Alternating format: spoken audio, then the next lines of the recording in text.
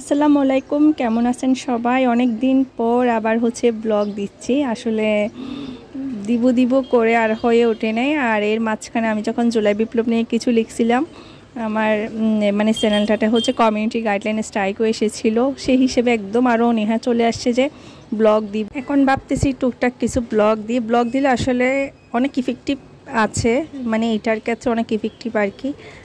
আগের সাথে আর এখন বর্তমান জিনিসগুলোর সাথে আমি যখন তুলনা করি তখন একটু বুঝতে পারি আসলে অনেক ইফেক্টিভ কিছু হয়। বিশেষ করে পড়াশোনার ব্লগ করলে এটা বেশি ইফেক্টিভ, কারণ সকালে ওটা আমি যে একটু ক্লিপস নিব, তার মানে আমার আর্লি উঠতে হবে, মানে অনেক কিছু আসে আসলে মানে পড়াশোনার ক্ষেত্রে।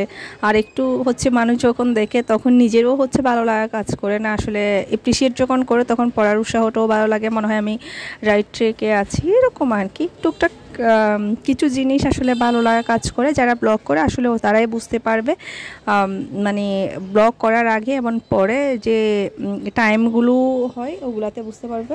আমি সকাল সকাল একটু চাটা করছি, রাতে একটু আমের আচার করেছিলাম। গতকালকে আসলে তেমন কোনো পড়াশোনাই হয়নি। আজকের ব্লগটা এমনি পরীক্ষামূলকভাবে শুরু করা আর কি। অগোছালে এবড়ো যা আছে মুখ দিয়ে তাই বলতেছি ক্যামেরা অন করে। আর সেটা আমার একটা স্ট্রেন নিছি, কারণ আমার ঘাড় ব্যথার কারণে প্রচুর মানে ঘাড়ে প্রচণ্ড ব্যথা করে, যার কারণে আমি নিচু হতে পারতেছি না, খুব খারাপ লাগে। কিছুদিন আগে একটা এই যে জব সলিউশন যেটা আছে উঠেই নিয়েছিলাম, পড়তে পারতেছি না, এই জন্য বেশি খারাপ লাগে। সকালবেলা আমি ব্রেড খেয়েছি আর একটু দেখতেছি, অল্প কয়েক পিস পড়েছিলাম। এখন মনে হচ্ছে আমার লাইভ এমসিকিউ এবং আদার যে সাইটগুলো আছে অনলাইনে ওগুলাই আমার ভরসা। কিছু অনলাইনে কোর্স কিনেছিলাম, ওই কোর্সগুলাই ম্যাটেরিয়ালসগুলো পড়েই আমার সিনিয়র অফিসারের পরীক্ষাটা দিতে হবে। খুব খারাপ লাগতেছে আসলে, একবার পড়তে পারলে হয়তো মানে শান্তি লাগতো আর কি। মানে আমি বই কিনেছি কিছুদিন আগে, তো এখন দেখি আসলে পড়তে যেহেতু পারতেছি না, তবু চেষ্টা করতেছি কোনোভাবে যদি আমি অনলাইন থেকে মানে আমার যেসব ম্যাটেরিয়ালসগুলো আছে ওগুলো যদি পড়ে শেষ করতে পারি। এটা আগে যখন ব্লগ করতাম তখন আমার এত জড়তা কাজ করতো না, এখন দেখি যে আসলে আমার জড়তাটাও চলে এসেছে।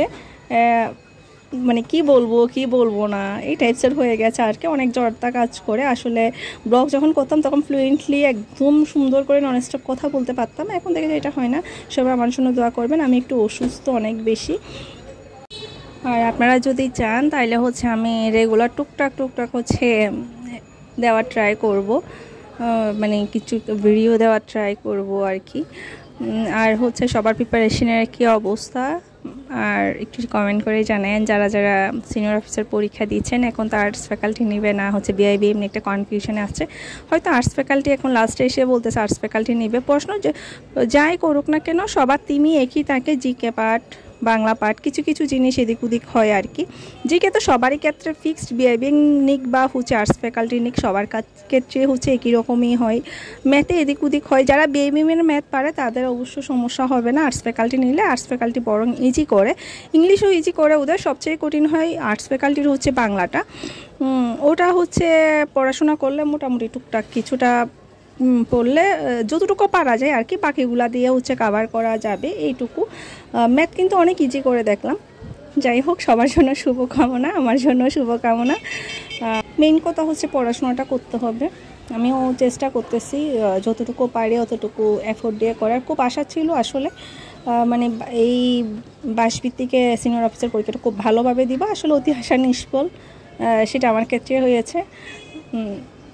ঠিক মানে আমি যেরকম চাইছিলাম আসলে ওই রকমই প্রিপারেশন নিয়ে আমি করতে পারতেছি না, পরীক্ষা দিতে পারতেছি না।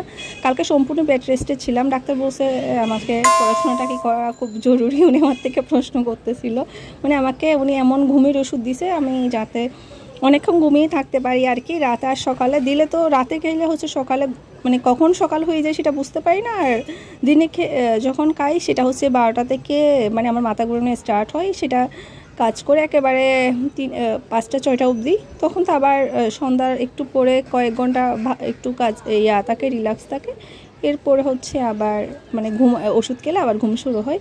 এই আর কি, এইভাবে যাচ্ছে কোনো রকম। উনি 1 মাসই আমাকে রেস্ট দিয়েছেন, দেখি না কি করি। আর এদিকে পড়াশোনাটাও করতে হচ্ছে, আর এদিকে আবার নিজের অসুস্থতাটাও একটু দেখতে হচ্ছে, কারণ এটা যদি মানে বেশি লেন্দি হয়ে যায় পরে আমার সমস্যা হবে, হয়তো বা পিঠে আদার্স কোথাও নার্ভগুলোতে সমস্যা হতে পারে। সেই জন্য আমিও ট্রাই করতেছি একটু যাতে একটু কম ইয়াতে এই ফুড দিয়ে হোক একটু ভালো মতো স্মার্টলি পড়াশোনা করে পরীক্ষাটা একটু ভালো মতো দিয়ে আবার হচ্ছে নিজের শরীরটাও যাতে সুস্থ থাকে কোনো রকম করে চালিয়ে নেওয়ার চেষ্টা করতেছি আর কি। সবাই আমার জন্য দোয়া করবেন। দেখা হবে পরে কোনো ব্লগে। যদি সুস্থ থাকি, ভালো থাকি, আর যদি মনে হয় যে না আসলে ব্লগ করা উচিত ওরকমই যদি মনে হয় তাইলে হচ্ছে হয়তো বা পরবর্তী ব্লগে আপনাদের সাথে দেখা হবে। টাটা।